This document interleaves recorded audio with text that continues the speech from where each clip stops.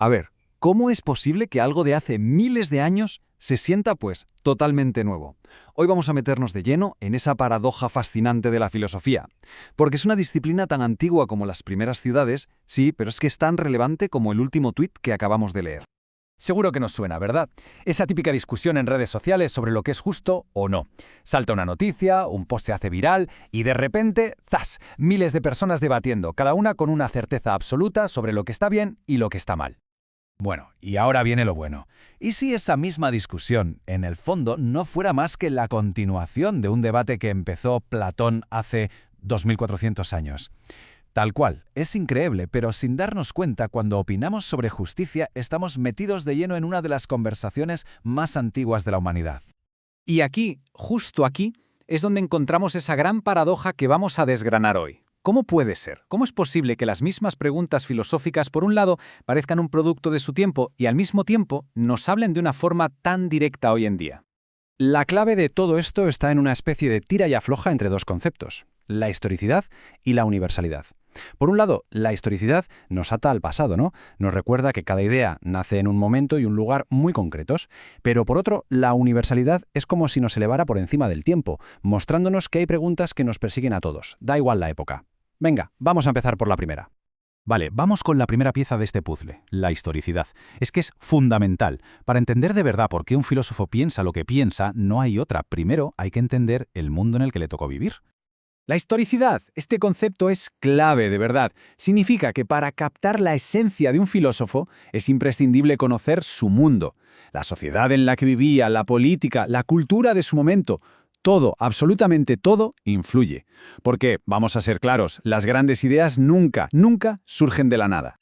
Y esta línea de tiempo lo deja clarísimo. Fijaos, nos vamos a la antigua Grecia. Allí, con el nacimiento de la polis, de la democracia, pues la filosofía se vuelca en la vida en común, en el estado ideal. Damos un salto de gigante a la Edad Media, y el debate cambia radicalmente. Ahora el gran tema es la tensión entre la fe y la razón. Y si nos vamos a la Edad Moderna, con la revolución científica a tope, la obsesión de los filósofos es otra: encontrar un método que nos dé un conocimiento seguro. Queda bastante claro, ¿verdad? Cada época tiene sus propias preocupaciones. Vale, hasta aquí todo claro. Pero entonces, a ver, si cada época tiene sus propias preguntas, ¿por qué seguimos leyendo a Platón hoy? Buena pregunta. Pues esto nos lleva directos a la otra cara de la moneda, la increíble, la asombrosa universalidad de la filosofía. Exacto, la universalidad. Es justo la otra cara. Se refiere a esas preguntas, las preguntas del millón, ¿no? Las que van al fondo de todo: la existencia, la verdad, la justicia. Son preguntas que se repiten una y otra vez. ¿Y por qué? Pues porque en el fondo nos tocan a todos, seamos quienes seamos. Hablamos de preguntas como ¿qué es la realidad? ¿En serio? ¿Qué es la verdad? ¿Qué es la justicia? Y quizá, la más grande de todas, ¿qué significa ser humano? Es que estas preguntas no caducan, no tienen fecha de caducidad. Son, literalmente, el motor que ha movido el pensamiento durante siglos. Y para que se vea claro, aquí tenemos un par de ejemplos perfectos. Pensemos en el problema del ser. Ya lo estaba tratando Parménides en la antigua Grecia y miles de años después seguía siendo el tema central para un tipo como Martin Heidegger en pleno siglo XX. Y lo mismo con la justicia. La conversación va directa desde Platón hasta un filósofo moderno como John Rawls. El diálogo, como vemos, no se detiene.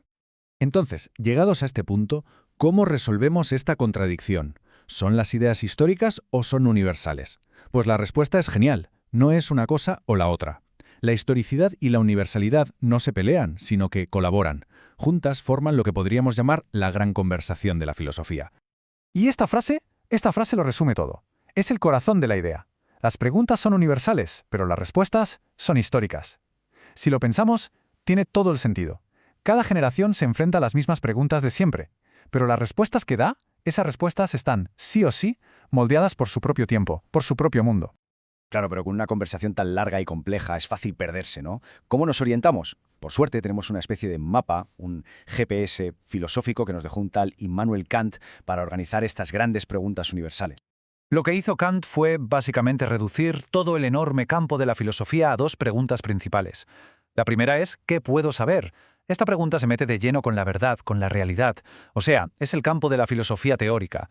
Y la segunda pregunta es ¿qué debo hacer? Y esta, claro, tiene que ver con el bien, con la justicia, el terreno de la filosofía práctica.